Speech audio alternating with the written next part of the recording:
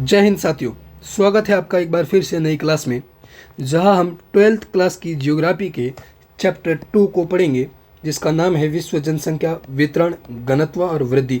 इस पाठ को हम विस्तार से पढ़ेंगे, तो बने ही रहिएगा आखिर तक। चलिए दोस्तों, शुरू करते हैं। इस टॉपिक का सबसे बड़ा इम्पोर्टेंट भाग रहेगा हमारा जनसंख्या, क्योंकि हमारी किताब का नाम ही है मानव भूगोल, जिसके अंतर्गत हम मानव के बारे में पढ़ेंगे। और मानव के बारे में जब पढ़ते हैं तो सबसे पहले हम जनसंख्या के बारे में जानते हैं, क्योंकि इस पृथ्वी पर जितने भी संसाधन उपस्थित हैं उन सब का उपयोग करने वाला वास्तविक अगर कोई है तो वो जनसंख्या ही है। इसीलिए जनसंख्या को राष्ट्र का वास्तविक संसाधन कहा जाता है। क्यों? क्योंकि प्रकृति के अंदर जितने भी संसाधन उपस्थित हैं उनका सही मात्रा में उपयोग सिर्फ मानव ही कर सकता है। इन संसाधनों का उपयोग किया जाता है जनसंख्या के द्वारा, और नीतियों का निर्धारण किया जाता है, इसलिए इनको राष्ट्र का वास्तविक संसाधन कहा जाता है। अब देखते हैं इन जनसंख्या के अंतर्गत हम इस पाठ के अंदर क्या पढ़ेंगे। हम पढ़ेंगे कि देश के अंदर लिंगानुपात कितना है, मतलब पुरुषों की और स्त्रियों की संख्या कितनी है, जन्म दर क्या है, मृत्यु दर कितनी है देश के अंदर। शहरी जनसंख्या के बारे में पढ़ेंगे, जो कि विकसित अर्थव्यवस्था को बताता है। ग्रामीण जनसंख्या को पढ़ेंगे, जो कि विकासशील या अविकसित अर्थव्यवस्था को बताएगा। साक्षरता दर के बारे में पढ़ेंगे, जो देश की विकास दर के बारे में सूचना प्रदान करता है। देखिए दोस्तों, अब जनसंख्या के बारे में जॉर्ज बी क्रेसी नामक विद्वान ने कहा है कि एशिया में बहुत अधिक स्थानों पर कम लोग व कम स्थानों पर अधिक लोग रहते हैं। ये इसलिए इन्होंने किस लिए कहा? इन्होंने वितरण को बताने के लिए कहा कि जनसंख्या का वितरण किस प्रकार से फैला हुआ है। तो ये कहते हैं कि एशिया में अधिक ऐसे स्थान हैं जहाँ पर बहुत कम लोग रहते हैं, और कुछ ऐसे स्थान हैं जहाँ पर बहुत ज़्यादा लोग रहते हैं। ठीक है, देखिए जनसंख्या का वितरण प्रारूप अगर हम देखने जाएं तो 90% जो जनसंख्या है वो 10% स्थानों पर रहती है। क्यों 10% स्थानों पर? ऐसा कुछ होगा वहाँ पर जहाँ पर जनसंख्या रहने के लिए उत्साहित है, वहाँ की जलवायु अनुकूल होगी, वहाँ पर शांति व्यवस्था होगी। और वही अगर देखें तो 10 सर्वाधिक जनसंख्या वाले जो देश हैं उनमें 60% लोग रहते हैं, मतलब टॉप के 10 देश जिसके अंदर पूरे वर्ल्ड की 60% जनसंख्या निवासित करती है। 8 अरब की जनसंख्या है पूरे वर्ल्ड के अंदर, उसमें से 60% सिर्फ 10 देशों में रह रही है, और उनमें से भी 10 में से 6 देश कहाँ पर है? एशिया में। तो आप समझ सकते हो कि एशिया के अंदर पॉपुलेशन कितनी मात्रा में ज़्यादा है। अब 10 जो टॉप के देश हैं वो कौन कौन से हैं? सबसे पहले चीन, फिर भारत। ये फर्स्ट और सेकंड नंबर पे है। दोनों ही 1.5 अरब के आसपास जनसंख्या रखते हैं अपने पास में, मतलब 1/3 जनसंख्या इन दो देशों के पास में ही उपस्थित हो जाती है। फिर USA, Indonesia, Brazil, Pakistan, Nigeria, Bangladesh, रूस और मैक्सिको। और इनमें से 6 देश एशिया में है। कौन कौन से हैं? चीन, भारत, इंडोनेशिया, पाकिस्तान, बांग्लादेश और रूस। ठीक है दोस्तों, तो इस प्रकार से आपको ये पूछ सकता है कि कौन से 2 देशों में सर्वाधिक जनसंख्या निवासित करती हैं, या टॉप के 10 देशों के नाम बताइए जहाँ पर सर्वाधिक जनसंख्या निवासित करती है। आगे देखते हैं जनसंख्या का घनत्व। जनसंख्या का घनत्व से क्या मतलब है? डेंसिटी। क्या होती है डेंसिटी? देखिए, किसी निश्चित क्षेत्र में प्रति इकाई क्षेत्रफल पर रहने वाली जनसंख्या का औसत क्या कहलाता है? जनसंख्या घनत्व। मतलब आप ऐसे समझ सकते हो कि जैसे ये कोई स्थान है 1/1 किलोमीटर का, ये 1 किलोमीटर, और ऐसे भी 1 किलोमीटर। अब इसके अंदर कितने लोग रह रहे हैं उसको कहते हैं जनसंख्या घनत्व। इसके अंदर जितने भी लोग रह रहे होंगे ना, उसी को कहेंगे जनसंख्या घनत्व। ये हमेशा औसत होता है, ये बताता है कि संसाधनों पर दबाव कितना है। ओके, देखिए कैसे पता किया जाता है? जनसंख्या और बटा में रहेगा घनत्व। ये घनत्व नहीं है, सॉरी मैंने गलत लिख दिया इसको दोस्तों, यहाँ पर क्षेत्रफल रहेगा। ओके, अब जैसे मान लीजिए 15,000 की जनसंख्या है और 100 किलोमीटर हमारा क्षेत्रफल है, तो जब इन दोनों को हल करेंगे तो हमारे पास में घनत्व आ जाएगा 150 व्यक्ति प्रति वर्ग किलोमीटर, यानी कि 1 किलोमीटर के अंदर 150 व्यक्ति रह रहे हैं, इतना घनत्व है। किस लिए माना जाता है? कि भूमि पर जनसंख्या के दबाव को जानने के लिए इसका पता किया जाता है। संसाधनों पर कितना दबाव है उनके बारे में पता किया जाता है।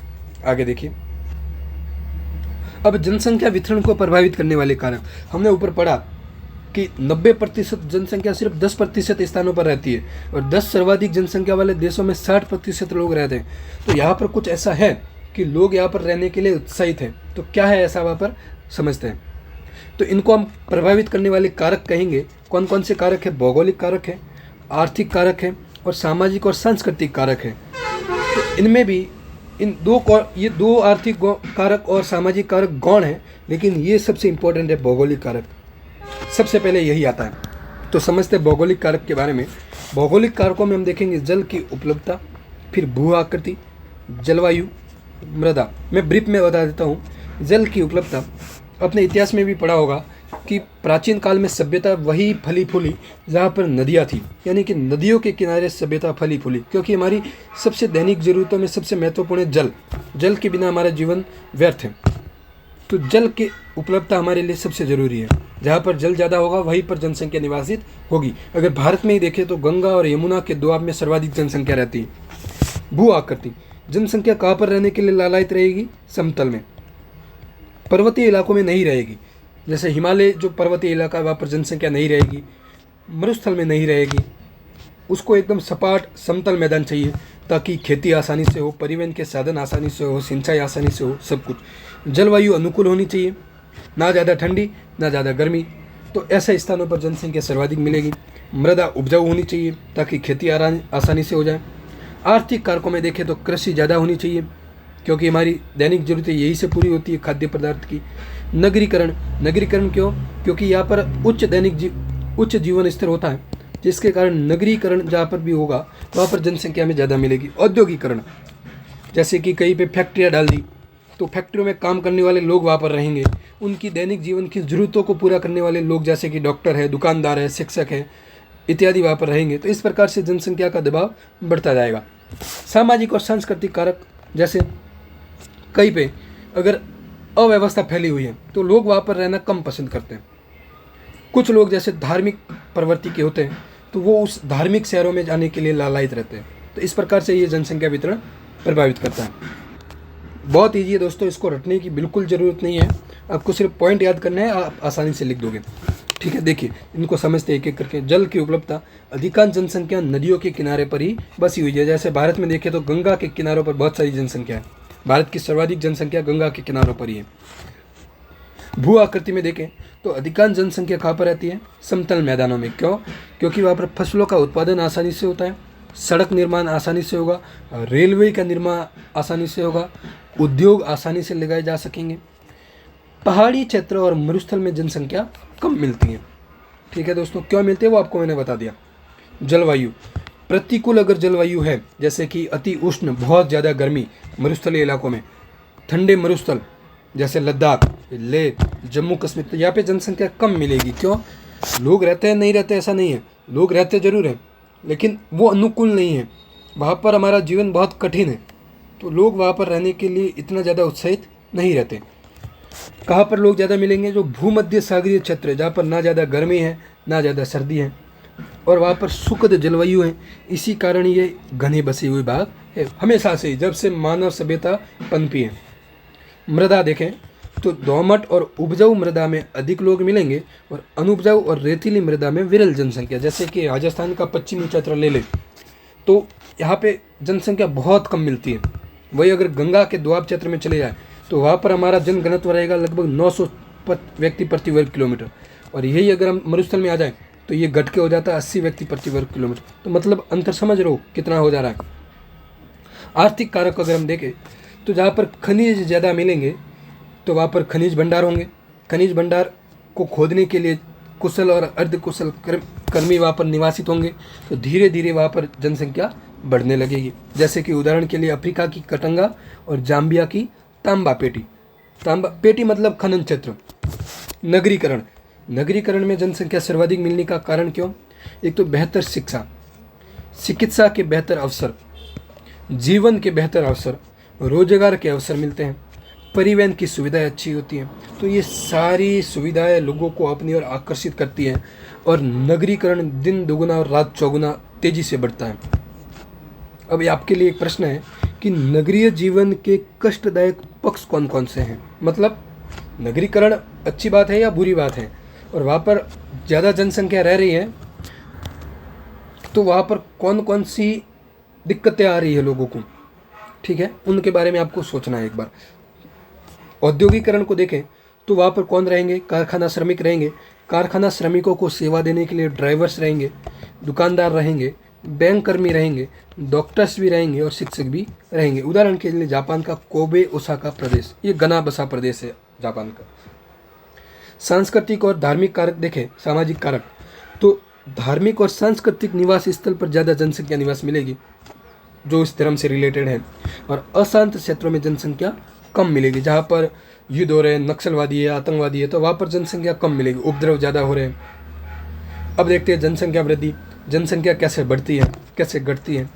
अच्छा, एक बात और, जनसंख्या चाहे बढ़े चाहे घटे, हम दोनों को सम्मिलित रूप से क्या कहेंगे, जनसंख्या वृद्धि। देखिए, किसी क्षेत्र में समय की एक निश्चित अवधि के दौरान उस क्षेत्र की जनसंख्या में परिवर्तन क्या कहलाता है, जनसंख्या वृद्धि। वो धनात्मक भी हो सकता है और ऋणात्मक भी हो सकता है।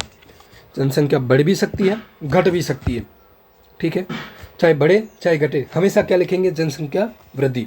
हम फिर लिखेंगे कि जनसंख्या वृद्धि ऋणात्मक है, और अगर बढ़ रही है तो हम लिखेंगे जनसंख्या वृद्धि धनात्मक है। समझ आई बात दोस्तों।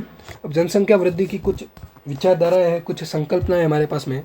जैसे जनसंख्या वृद्धि क्या होती है, दो समयावधि के मध्य एक क्षेत्र विशेष में होने वाला जनसंख्या परिवर्तन। मतलब भारत के संदर्भ में देखें तो भारत में हर 10 वर्ष के अंतराल पे जनगणना होती है। जैसे 2001 में हुई थी, फिर 2011 में हुई। अब इन 10 वर्षों के अंतराल के दौरान जनसंख्या में कितना परिवर्तन आया, जनसंख्या घटी या बढ़ी, उसी को क्या कहेंगे, जनसंख्या वृद्धि। ओके, अब देखते हैं जनसंख्या वृद्धि की दर। दर का मतलब है कितने परसेंटेज से बढ़ रही है या घट रही है। कितने लोग बढ़े वो नहीं, कितने लोग बढ़े वो हमने ऊपर देखे हैं।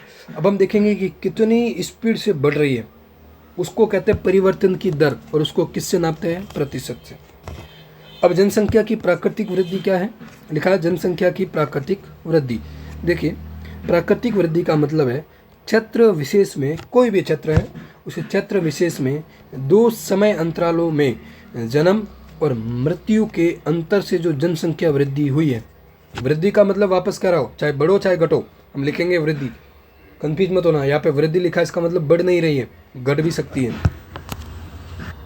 ओके, तो ज़रूरी नहीं है कि वृद्धि लिखा है तो हमेशा बढ़ ही रही है, वो घट भी सकती है। तो इसको हम कैसे नापेंगे, एक उस अंतराल में जन्म कितने हुए और उस समय अंतराल में मृत्यु कितनी हुई, उन दोनों को घटा देंगे और फिर हमारे पास में शुद्ध रेशियो आ जाएगा। जैसे मान लीजिए उदाहरण के तौर पे उस 10 समय अंतराल में 100 बच्चों का जन्म हुआ, 50 बच्चों की मृत्यु हो गई, तो वृद्धि कितने की हुई, 50 की धनात्मक वृद्धि। ओके, यही अगर हम उदाहरण पे मान लें 100 का जन्म हुआ, उनमें से 100 की ही मृत्यु हो गई, तो वृद्धि कितनी हुई, 0 की।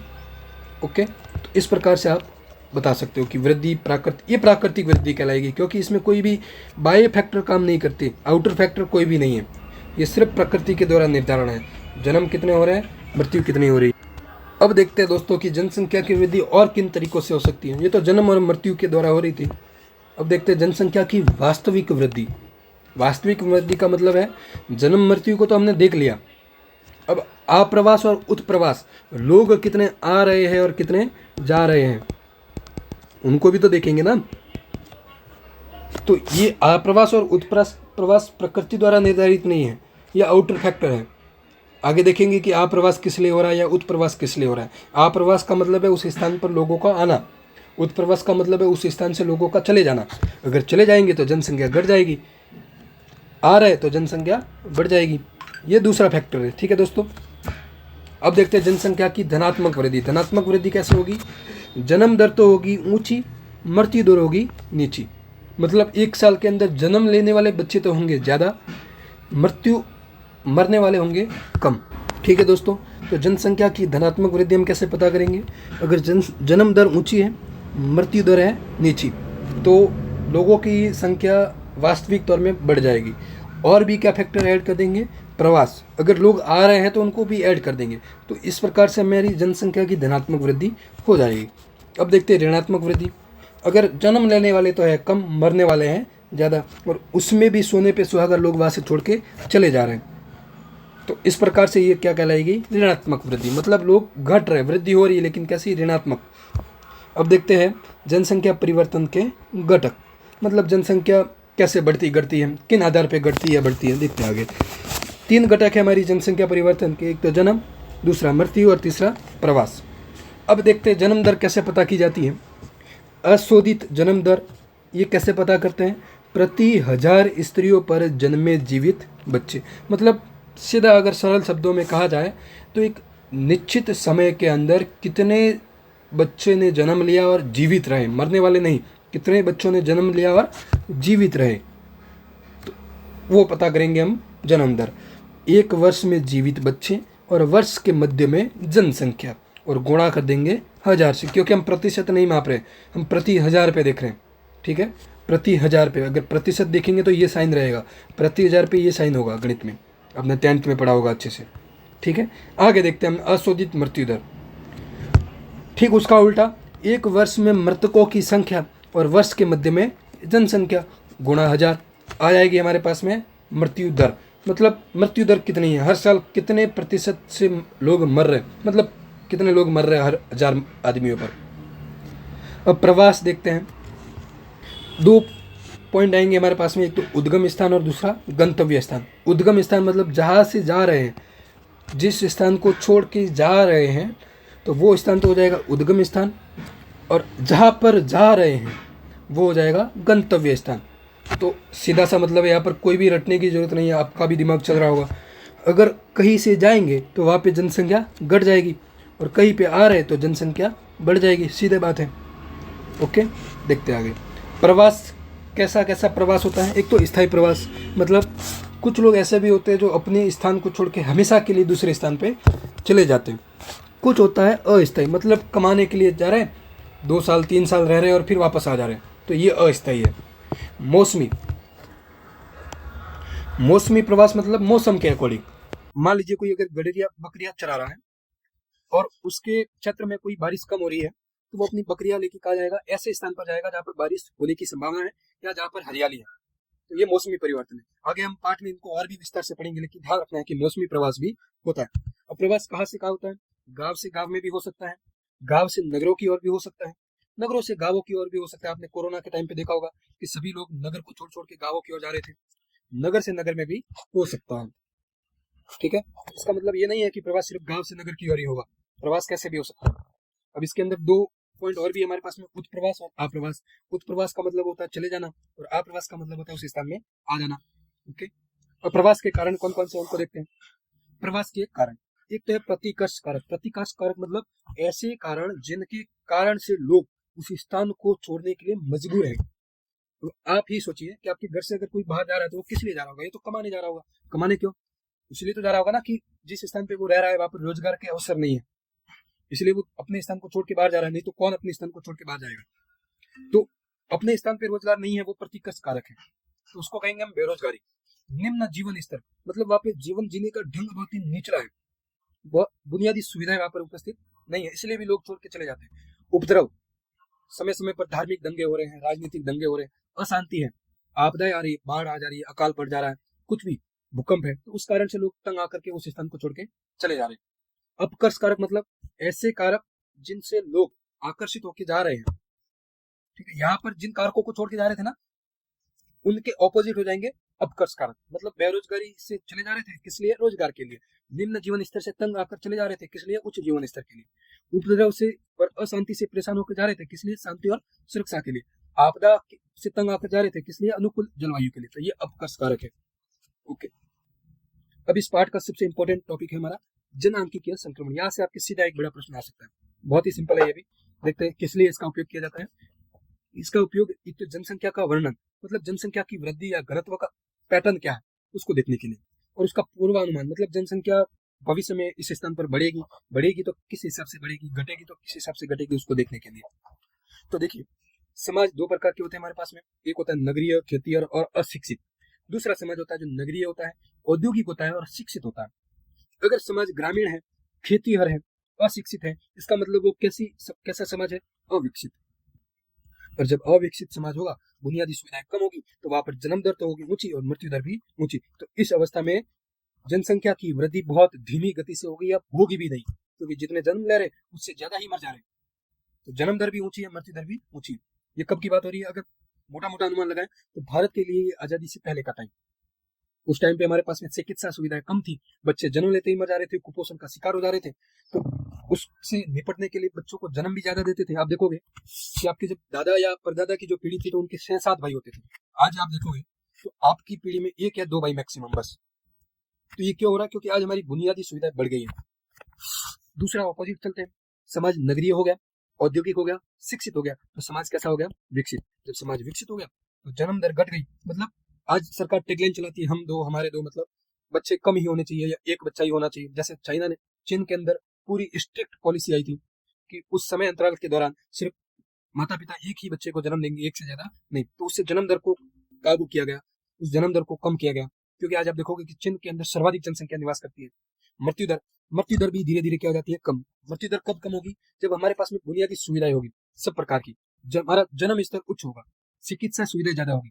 ओके, तो इस प्रकार से मृत्यु दर कम हो जाएगी। इस अवस्था में क्या होगा? जनसंख्या वृद्धि बहुत धीमी गति से होगी या बिल्कुल होगी ही नहीं। अब देखिए, दोनों ही अवस्था में जनसंख्या बढ़ नहीं रही है, लेकिन हमारे लिए फायदेमंद कौन सा है? ये वाला। अब भारत के अगर संदर्भ में बात की जाए तो भारत बीच के स्टेज में फंसा हुआ है, जहां पर जन्म दर तो ऊंची है लेकिन मृत्यु दर नीची और जनसंख्या तेजी से बढ़ रही है। आगे पढ़ेंगे इनके अवस्थाओं को।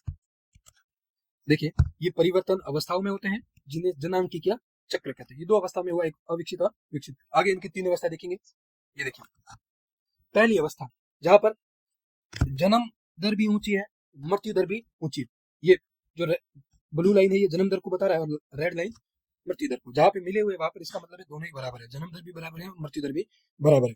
और पहली अवस्था देखिए, आदि मानव टाइप का लोग हैं, ठीक है, जन्म दर ज्यादा है, मृत्यु दर भी ज्यादा है। आप अगर कुत्ते का जीवन देखोगे ना, तो वो एक साथ 6 से 7 बच्चों को जन्म देता है, लेकिन बड़े होते होते उनमें से एक आधा बचता है या वो भी नहीं बचता। क्यों? क्योंकि उनकी जन्म दर ज्यादा है और मृत्यु दर भी ज्यादा है। अब जन्म दर क्यों ज्यादा है? क्योंकि मृत्यु दर ज्यादा है। समझ आ रही है बात दोस्तों? मृत्यु दर ज्यादा है इसलिए हमारी जन्म दर ज्यादा है, हमारे मरने की संभावनाएं ज्यादा है, इसलिए माता पिता ज्यादा से ज्यादा बच्चे को जन्म देते हैं ताकि उनका वंश आगे बढ़े। ओके, देखिए उदाहरण के लिए बांग्लादेश, पाकिस्तान जैसे देशों में या वर्षावनों के आदिवासी। अब देखते दूसरी अवस्था, सेकेंड अवस्था। सेकेंड अवस्था में क्या होगा? जन्म दर ऊंची है लेकिन धीरे धीरे कम हो रही है, लेकिन अभी भी बहुत ज्यादा है जन्म दर, लेकिन मृत्यु दर बहुत तेजी से कम हो गई। मृत्यु दर कम क्यों हो गई? क्योंकि हमने बुनियादी सुविधाएं बढ़ा ली, चिकित्सा की सुविधाएं बहुत सारी बढ़ा ली। हम बच्चे को या किसी भी को मरने ही नहीं दे रहे, बहुत मुश्किल से मर रहा है, हमारे पास में बहुत सारी सुविधाएं हो गई। तो इस कारण से मृत्यु दर तक कम हो गई, जन्म दर बहुत ऊंची है, जिसके कारण जनसंख्या बहुत तेजी से बढ़ रही है। जनसंख्या विस्फोट कहते हैं इसको। ये अवस्था भारत में है जहाँ पे जन्म दर ज्यादा है, मृत्यु दर बहुत कम है। इस कारण से जनसंख्या बहुत तेज गति से बढ़ रही है। आज आप अगर देखोगे तो भारत हर साल एक ऑस्ट्रेलिया की जनसंख्या के बराबर लोगों को जन्म दे जा रहा है, इतनी जनसंख्या बढ़ रही है। तो ये कहीं ना कहीं नुकसान है, जनसंख्या का दबाव बढ़ता है संसाधनों के ऊपर, क्योंकि संसाधन सीमित है। आज भारत की जनसंख्या अगर देखें तो 1 अरब और 40 लाख के आसपास, 40 करोड़ है। अब जनगणना होगी अभी वर्तमान में 2027 के आसपास, तो हमें पता चल जाएगा कि हमारे आंकड़े कितने हैं। शायद चाइना से भी ज्यादा हमारी जनसंख्या होगी। अब देखते हैं तीसरी अवस्था, ये विकसित अवस्था है जिसमें जन्म दर भी कम है, मृत्यु दर भी कम है। जैसे कनाडा में, जापान में, संयुक्त राज्य अमेरिका में, यहाँ पर क्या हो रहा है? मृत्यु दर कम है इसलिए जन्म दर भी कम है। लोगों को पता है कि हमारे 1 या 2 बच्चे होंगे तो काफी है, वो मरेंगे नहीं, क्योंकि हमारे पास सभी प्रकार की सुविधाएं हैं, तो हमारा वंश आगे बढ़ता रहेगा। तो इस प्रकार की अवस्था यहाँ पे उदाहरण लिख देते हैं। ये भारत में मिलेगा और श्रीलंका में मिलेगा, पेरू में मिलेगा और केन्या में मिलेगा, और भी जैसे चीन में भी यही क्रम चल रहा है अभी भी। चीन के भी ये कैसी व्यवस्था होगी? विकासशील देश, अविकसित देश और विकसित देश। ठीक है, फर्स्ट अवस्था के अंदर अविकसित देश, सेकेंड अवस्था में विकासशील देश, थर्ड अवस्था के अंदर विकसित देश। इन तीनों अवस्थाओं को आपको लिखवा सकता है एक साथ या अलग अलग। अब देखते हैं जनसंख्या नियंत्रण के उपाय। मतलब जनसंख्या बढ़ रही है, इसका कुछ न कुछ तो उपाय करना ही होगा, क्योंकि संसाधन सीमित है। आज पृथ्वी पर मानव की जनसंख्या 8 अरब पार कर चुकी है, और ये 8 अरब जनसंख्या बहुत अधिक है, कम नहीं है। हमारी जनसंख्या के ऊपर दबाव बढ़ रहा है बहुत तेजी से, संसाधन कम हो जा रहे हैं। देखिए कैसे जनसंख्या नियंत्रण किया जाएगा? परिवार नियोजन, मतलब सरकार ऐसी योजनाएं चला रही है कि परिवार में जन्म लेने वाले बच्चों की संख्या कम हो जाए, 2 या 1 काफी।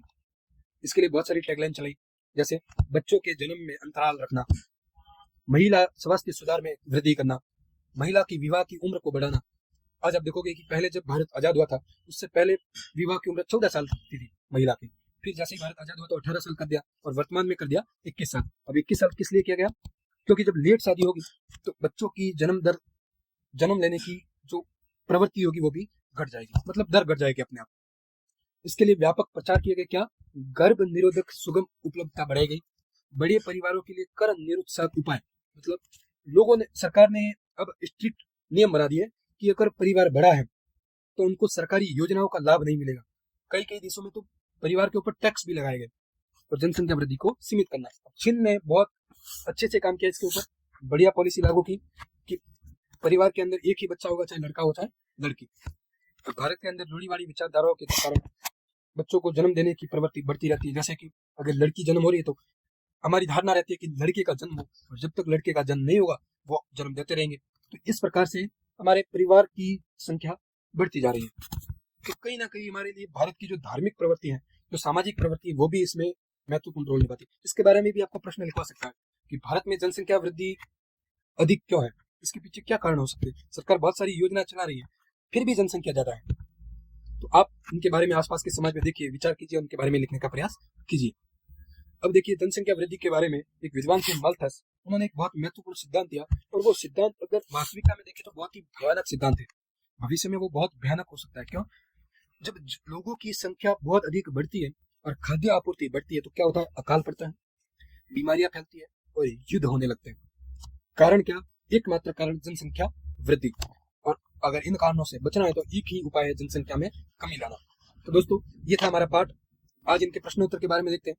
इन प्रश्नों का उत्तर देने की कोशिश कीजिएगा। पहला प्रश्न है, जनसंख्या घनत्व क्या होता है? बहुत ही सिंपल प्रश्न है। जनसंख्या वितरण को प्रभावित करने वाले कोई भी दो कारक लिखने हैं आपको। एग्जाम के अंदर सीधा सीधा सवाल आ सकता है, विश्व में जनसंख्या वितरण असमान क्यों है? कारणों सहित समझाना है। आपको जो मैंने कारण बताया उनको समझाना है एक एक करके। जनसंख्या वृद्धि को प्रभावित करने वाले प्रमुख कारक कौन कौन से, उनके बारे में वर्णन करना है। आज के लिए इतना ही। वीडियो अगर अच्छा लगा तो लाइक और सब्सक्राइब जरूर कीजिएगा। आशा करता हूँ कि आपको वीडियो समझ में आया होगा। अगर कोई बात समझ में नहीं आई तो आप कमेंट में पूछ सकते हैं। मिलते हैं फिर अगली क्लास में, तब तक के लिए जय हिंद, जय भारत।